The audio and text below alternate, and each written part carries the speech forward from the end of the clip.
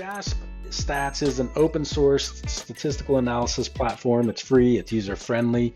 You can import data from Excel or even SPSS files, and it has a ton of different statistical functions from descriptive to inferential. It is going to be a little bit limited. I can't remember if you can do, really advanced structural equation modeling and some of these other things, but it does have t-tests, it does have factor analysis, and then some other non-parametric tests that you can do as well. One of the things that I really liked about JASP is that a lot of the tables, when they're made, you can see this image that I screenshotted.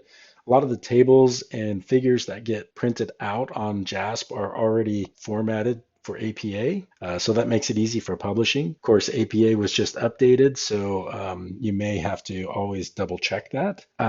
It has some new machine learning modules that are built in there. I haven't explored those yet, so I can't really speak to those as much. And it also has some other web-based abilities for it as well. The thing that I like the most about JASP is that it is user-friendly. It is like SPSS, where you can have the drop-down menus. You can click on if you want to do a t-test or you want to run a correlation. It's fairly intuitive. It's intuitive if you're used to using SPSS. And it's available on a lot of different platforms as well. All right, so I just wanted to show you real quick databasic.io. Again, this is, you just type that into Google, databasic.io. And this is a suite of really easy to use web tools for beginners. It can just introduce some easy concepts of working with data. The tools are really simple. I've used this a few times, but it's a little bit buggy once in a while. It's free. And so I use databasic.io mainly as like a support platform. So I use the word counter. I've used the WTF CSV. WTF is, WTF, what's going on with your CSV files?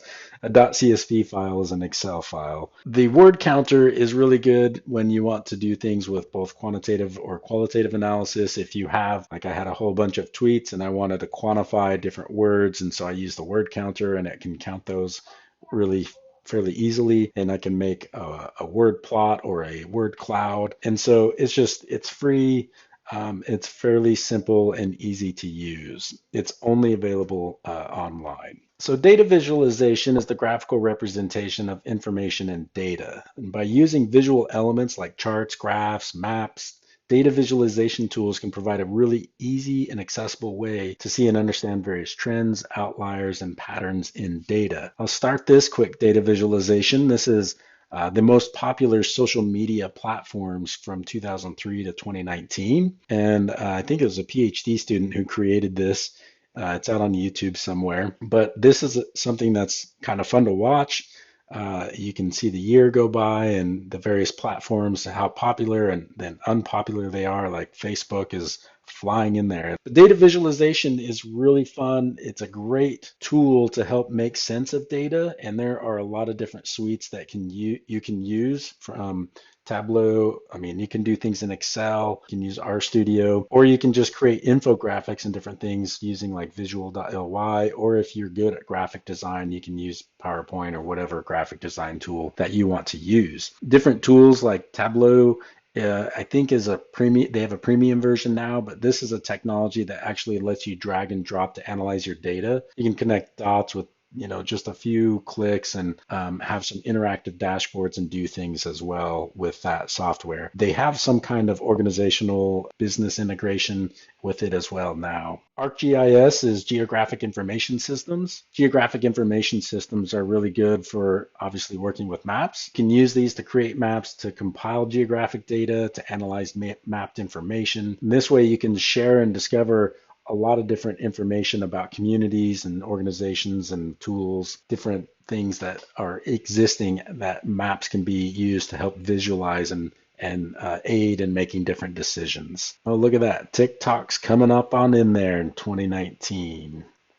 All right, let's move to the next slide. So there's a lot of different products that can also be used when it comes to workflow and administrative project management software. Things like Slack, Microsoft Teams, Lumio, you can even use some basic free stuff like Google Docs that can help an organization function, gather data, and evaluate their programs. I am on a nonprofit. I serve on this board, HUSITA, Human Service Information Technology Association, and we use Lumio because we are a virtual nonprofit. We have board members that serve or they live all over the world. So we use Lumio to help us with our board functions and organizational operations. And so there's a lot of different things you can do within these platforms, to help with workflow and administrative or project management. The idea though with this is that these have some functionality built into them that can also help with program evaluation or just gathering information and data as well. So really it takes some critical thinking to determine how best to utilize these tools in conjunction with program evaluation or just data collection. But a lot of these tools have some really amazing features that can streamline those organizational functions.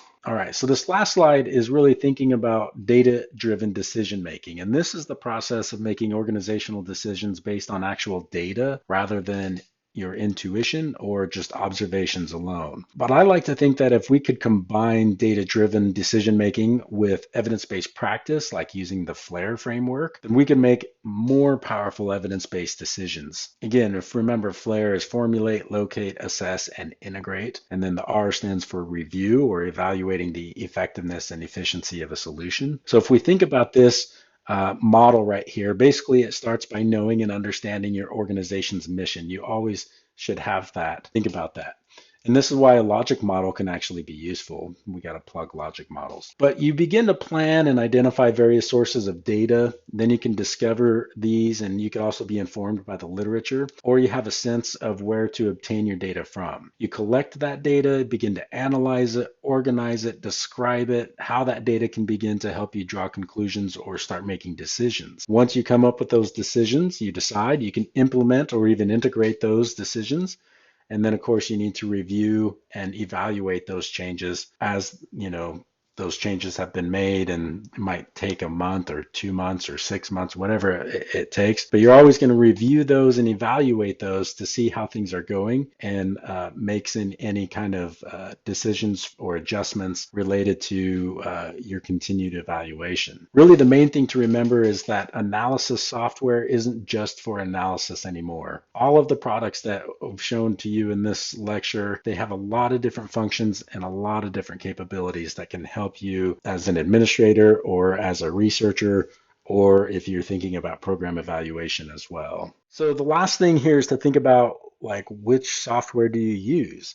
Well, I think you really need to consider what's the right tool for the right job. You need to think about the core functions and if there's any specialty applications, because some products, they can serve as a hybrid. They do data collection and data analysis. You always have to consider the cost. I mean, free is good, but sometimes free stuff can be limited in their capabilities. You also have to consider the cost if they're ongoing. Are they one time, or are they licensing fees that are going to be like a monthly subscription type of deal, or what that might those costs might be.